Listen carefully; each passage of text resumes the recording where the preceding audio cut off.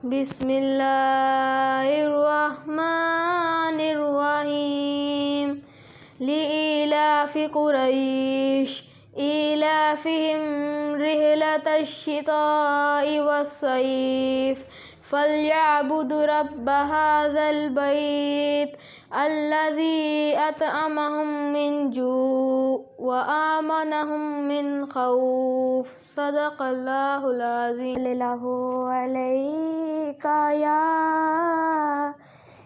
रसूलल्लाह व सल्लम अलैका या रसूलल्लाह। ठंडी ठंडी हवा रहमतों के चले, ठंडी ठंडी हवा रहमतों के चले, बन के मौजे करम मुस्तफ़ा आ गए, बन के मौजे करम मुस्तफ़ा आ गए। हल मेरी हो गई खुद ब खुद मुश्किलें, हल मेरी हो गई खुद ब खुद मुश्किलें, सारे आलम के मुश्किल खुशा आ गए, सारे आलम के मुश्किल खुशा आ गए। आ गए आ गए मुस्तफ़ा आ गए, आ गए आ गए मुस्तफ़ा आ गए, आ गए मुस्तफ़ा आ गए, आ गए मुस्तफ़ा आ गए, आ गए मुस्तफ़ा आ गए, आ गए मुस्तफ़ा आ गए। आमना का मुकद्दर सवार आ गया, गोद में चाँद जिसकी उतारा गया। आमना का मुकद्दर सवार आ गया, गोद में चाँद जिसकी उतारा गया। जी बिस्मिल्लाहिर्रहमानिर्रहीम। अस्सलाम वालेकुम। वालेकुम अस्सलाम। आपका नाम मोहतरम? सर अली रज़ा चौधरी। आपकी तालीम? MPhil chemistry. स्कूल का नाम? Readers grammar school. कितना अर्सा हो गया माशाल्लाह इस स्कूल को? स्कूल को 8 साल हो गए हैं और एकेडमी को तकरीबन 12 साल हो गए। तो आपको इस फील्ड में कितना अर्सा हो गया? 13 साल हो गए। किस तरह शौक़ हुआ इस फील्ड में? कोई ख़ानदानी बसगी थी आपकी? एक्चुअली सिस्टर्स मेरी पढ़ाती थी और मेरे वालिद साहब भी शोबा तालीम से थे, लेकिन वो प्रोफेशनल नहीं थे। तो मैं चूँकि स्कूल के अंदर भी काफ़ी हाई ग्रेड से पास हुआ था और कॉलेज के अंदर भी, तो मेरे कॉलेज में जो है हमें वो लेक्चर्स के लिए खड़ा किया करते थे, तो वहाँ से मुझे शौक़ हुआ कि मैं भी तदरीस के काम में हूँ। और आया तो शौक़ से था, लेकिन अल्लाह का शुक्र है ये एक प्रोफेशन बन गया और अल्लाह ने प्रोफेशनल बना दिया मुझे।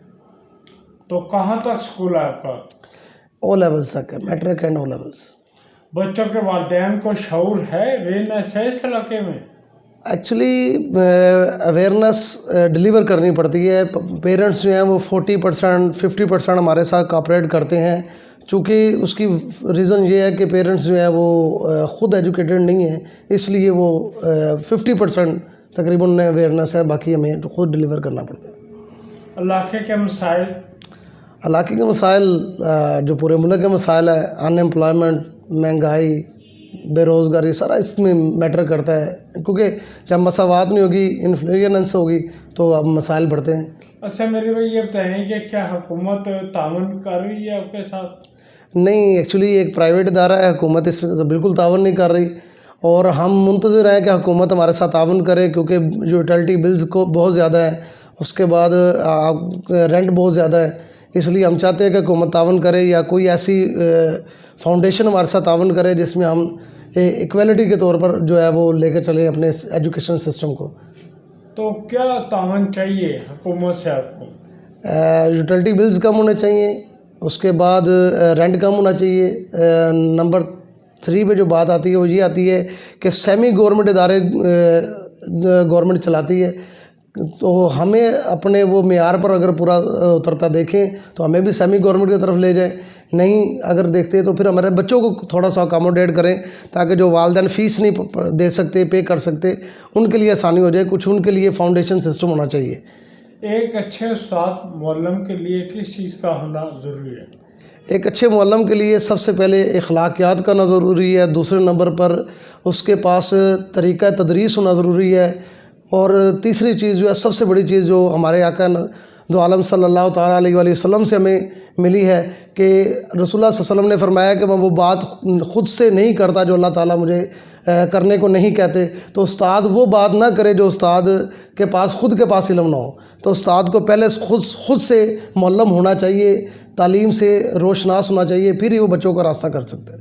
उस्ताद की कम से कम तालीम दौरे हाज़िर में तो कम से कम तालीम जो है वो ग्रेजुएशन होनी चाहिए, और जो अदारे को चलाने वाला सरबराह है तो उसकी कम से कम मास्टर तालीम होनी चाहिए, और मास्टर भी कोई पॉलिटिकल साइंस में आई थिंक सो नहीं होनी चाहिए, वो साइंस सब्जेक्ट्स में होनी चाहिए, मैथमेटिक्स में होनी चाहिए, या इंग्लिश में होनी चाहिए।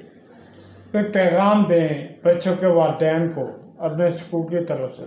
पैगाम बच्चों के वालिदैन को मैं यही देना चाहता हूँ कि जिस तरह तमाम चीज़ें ज़रूरी हैं बच्चों के लिए, इसी तरह तालीम बहुत बड़ी एक ज़रूरत है, और तालीम ही इंसान को जो है वो आसमान की बुलंदियों तक लेकर जाती है।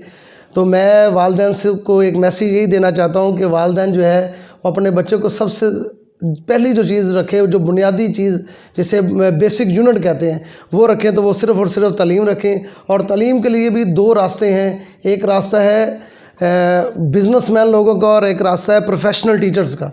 तो पेरेंट्स को ये चाहिए कि वो सोचें कि उनके बच्चे किस जगह पर जाकर इंसान और तालिब इल्म बन सकते हैं।